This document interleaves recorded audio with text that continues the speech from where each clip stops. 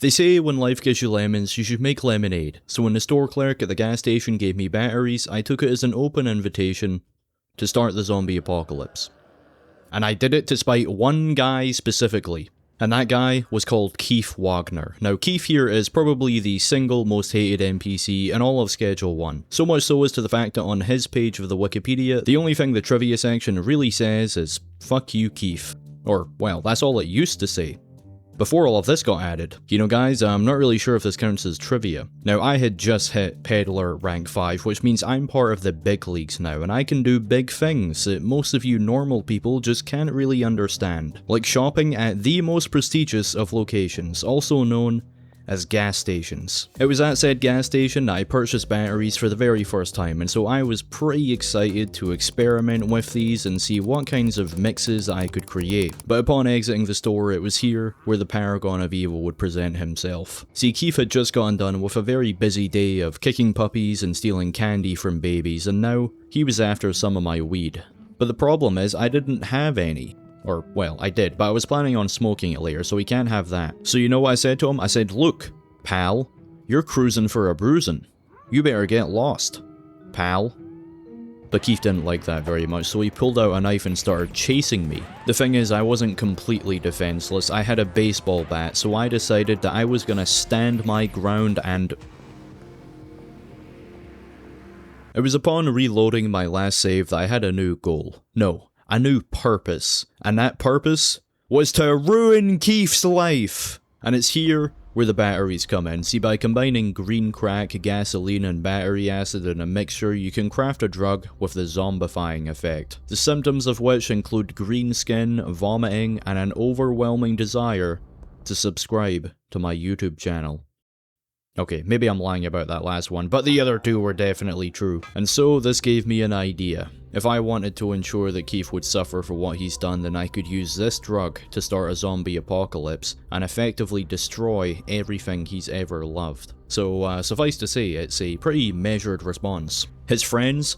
Gone. Taco ticklers? Gone. His bright pink sneakers, those actually stayed. I could never get those off him. At my current setup with the bungalow, I was able to produce roughly 4 jars of what I had opted to call the zombie drug a day. But this wouldn't be nearly enough to infect everyone in town. No, I needed far more than this. The first thing I did was make my way over to the black market in order to purchase the necessary supplies. After walking up the stairs to talk with Manny, I also had my first worker who would be assisting me with growing the plants. I squeezed in an extra couple pots on each side, which were then carefully filled with soil. The worst part of all of this was I had to pay my worker to do their job. I can't believe this. But on the bright side, by the next morning the plants were fully grown and I could now produce about 9 jars of zombie drug per day. By this point my shelf was filled to the brim with product, so it was time to, actually start mixing some of it. I rushed over to the store on my skateboard and on the way just so happened to accidentally crash into Keith.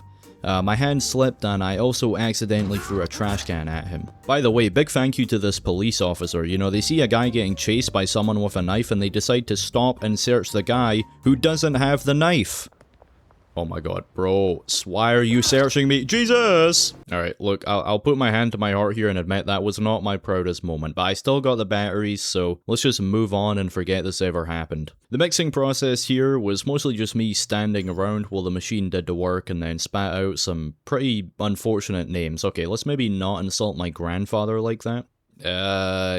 Sure, I'll take it. So following this, I packaged up the first batch of zombie drug and handed it off to my dealer who would take care of distributing it for me. I could have done this myself, but I had more important things to be doing, like unlocking new customers and slowly whittling my way for the huge surplus of product I had. If there's one thing I began to realize here is that eventually I'm gonna have to buy more mixers because I think there's some kind of fucking time dilation going on with the one that I have. It tells me that I only have to wait 60 seconds for it to be done, and then it feels like it takes 60 years.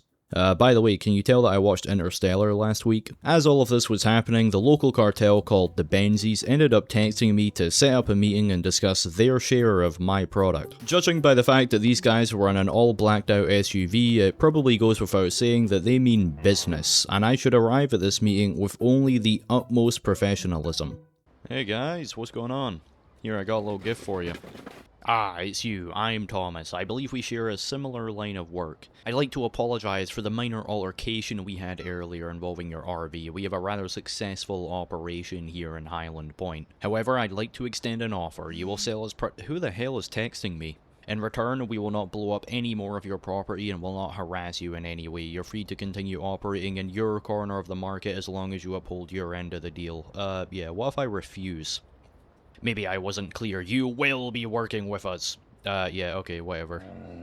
Get the hell out of here. Get the hell out of my town. I don't want to see you around here again. You think you can threaten me and get away with it?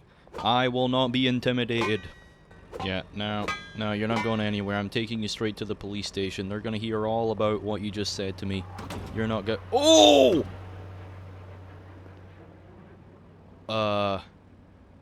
It wasn't me.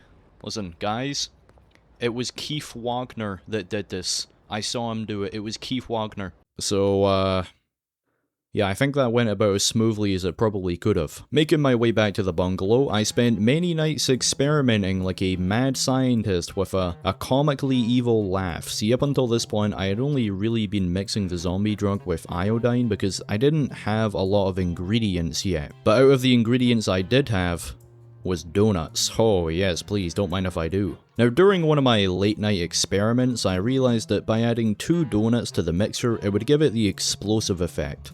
I probably don't need to explain what exactly that pertains to, and I also probably don't need to explain that it was highly volatile and it would have to be carefully tested in a controlled environment. Hey Keith, you want to buy something? I think I hear a ticking sound. Oh!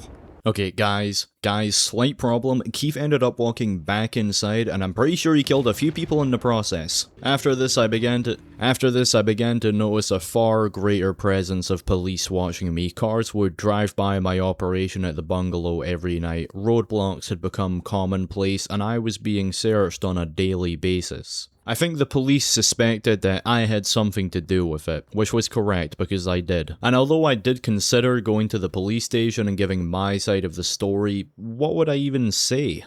Look, guys, I didn't force him to buy it, and really, I'm the victim in all of this. He only gave me $45, I was after $46. Yeah, something tells me that isn't gonna work. So I put my head down and continued to focus on developing the zombie drug. A nice little benefit of this explosive variant is when someone takes it and explodes, I can actually pick their pocket and steal back whatever they didn't consume to resell to them at another point. I'm a very ethical businessman. I had a lot of success with this method and at long last unlocked a dealer for the region, meaning both Northtown and Westville were fully zombified. But if I wanted to expand into the other areas of the map, then I was going to need to yet again scale up my production, but this time, the bungalow wasn't going to cut it. I needed something bigger. Skating on over to Ray's Realty, you'll see that there's 2 properties which come after the bungalow: the barn and the warehouse. Now, the barn would be the more logical choice here, as it's priced at $25,000 compared to the whopping $50,000 that the warehouse costs. The thing is, I actually already own the barn. I bought it a long time ago to use for storage and started calling it the Firearm Barn. You might be wondering, Electus, why do you call it the Firearm Barn? Well, it's because I keep all my firearms there. I don't use them or anything, I just collect them. From the police. Without asking. Speaking of firearms, I was checking my YouTube analytics yesterday, which is something that I almost never do, and apparently 53% of my audience are from America. I mean, seriously, you guys hog an entire continent to yourselves, and then you start hogging my YouTube demographics as well. Can we get some other people over here? Okay, can we get some other people? Anyways, the barn isn't gonna work, so it's gonna have to be the warehouse. But as it currently stood, I had nowhere near enough money to buy it. Now, there was really 2 options that presented themselves here. Either I could sell some of my guns back at the Firearm Barn to be able to afford it, or I could actually play the game normally. Neither of these were very appealing, but right as I was contemplating which one to go with, I had an idea. See, how does someone make a lot of money in a relatively short time span? That's right, gambling. So I went to the casino. Now look, I'll be honest here, I felt a little out of place. There's only 2 types of ads I have blocked from playing on my YouTube channel: drinking ads and gambling ads. But desperate times call for desperate measures. And those desperate measures just so happened to be me putting a max bet down on every single slot machine before letting it rip. To be completely honest, I was expecting to lose all of my money doing this, but to my surprise, I actually ended up making like 20 grand. I have no idea how. I guess the RNG was in my favor. Though after a certain point, I did notice I stopped getting any lucky pulls, so I'm pretty sure the casino just rigged it against me. So I decided to leave with all of my earnings. From here, I grinded out some after curfew deals to get the remaining amount of money, which was pretty effective because it didn't take long until I was taking the very first steps in my brand new warehouse. And trust me, the only thing bigger than the price tag of this place was the opportunities that it came with. I had a whole host of different possibilities to experiment with the layout. But before any of that, there was something that I wanted to try first. See, up until this point, I had been putting off doing the meth quest line. Imagine thinking in any other game, yeah bro, I have to go do the meth quest line, give me a second. See, up until this point, I'd been putting off doing the meth quest line for Uncle Nelson because I was preoccupied doing other things. But since I had a completely empty space to work with, I decided to try my hand at developing some zombie meth. With what remaining money I had, I went to the black market and purchased some lab equipment. Then I planted it down back at the warehouse and got to work cooking at the chemistry station. It took me a second to get the burner in the right spot, but once I had, all that needed to be done was sit back and wait. And wait. And still waiting. Any second now. Oh, it's done. Okay, I just gotta take it out and then put it in this oven, close the lid, and... So I learned pretty slowly, that's right, slowly, not quickly, that the meth just isn't gonna work out. I mean, it takes like 12 minutes just to make one piece. How am I gonna start the zombie apocalypse with this? So I went back to the green crack and sold all that lab equipment because I'm not gonna use it. Above all else, I wanted to minimize the walking times of my workers who would be doing all the heavy lifting because obviously, less time walking equals more product. So I spent a few hours testing out some layouts and through trial and error arrived at this setup, which is what I would be going ahead and using. Just kidding, I actually ended up changing it later on, but that's besides the point because I had a teeny tiny problem. Money. I don't have any of it. Yeah, so I actually ended up getting carried away and spent all of my money on developing this setup to where now I don't even have the money left to run it. Who the hell could have known that starting a zombie apocalypse would be this expensive? So look, I could either begin production on a small scale and gradually ramp things up until I'm using the entire warehouse, or, and just hear me out here, I could go gamble my money again. Now, I think it's pretty clear what I went with, it's the far more logical choice.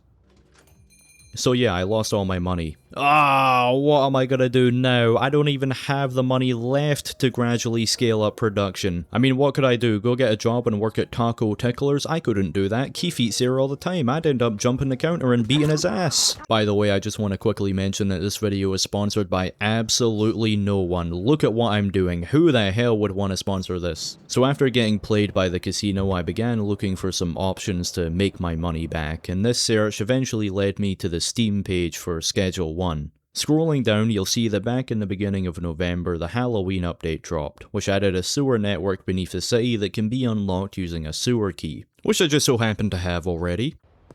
Hey buddy. My hand slipped. Here it is, the sewer key. An old key used to access the sewers under Highland Point. Yeah, I stole this from some homeless guy. Now this in of itself isn't all that important, right, but it's what's inside the sewers that is. Because with this update also came the Sewer King, an NPC who is hostile on sight, but most importantly has 18 blue star meth sitting on the table behind him in his throne room, which is what gave me an idea for getting my money back. All I had to do was break into the sewers using the key, and finally, once I'm inside, defeat the Sewer King and take his meth to sell during some after curfew deals. Oh, it's gonna be so easy. It's gonna be like taking candy from a baby. We're going to the sewers for real this time, and I'm not gonna get distracted. Restricted area? Workers to contact Jen for access. Who's Jen? I think I punched Jen. Open. I have access. I have access. I go where I please. And that just so happens to be the sewers. I can't see anything. I think I need to... Hello? Is anyone down here? I'm just looking for some meth. What's this? Private property. No trespassing. The King's Royal Domani. Invaders beware. Probably nobody watching is gonna have any clue what I'm talking about, but this kind of reminds me of the beginning of that Gmod video I made where I went in the sewer and got killed by myself.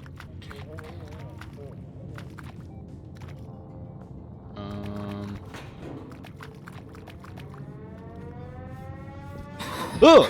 Jesus! You little freak! Get the fuck back here. You go in here? Hey, come out. Come on, I just want to talk. What if I block it off? I'll barricade him in there. Yeah, there we go. Oh. Okay. Hello. Oh, hey, relax. Hey. Damn. Money! Money! Gimme. Excellent. This is what I'm really after. Look at that. Don't mind if I do. Wait. That actually worked? Oh, hell yeah. I slapped the Blue Star meth into the mixers at the warehouse along with whatever ingredients I could muster from taking that sewer guy's wallet. Later that same night, I scheduled some after curfew deals across Northtown and Westville for a grand total of $15,000, which was more than enough. So this setup here at the warehouse is pretty much fully automated. All I really need to do is stock the shelves from time to time and...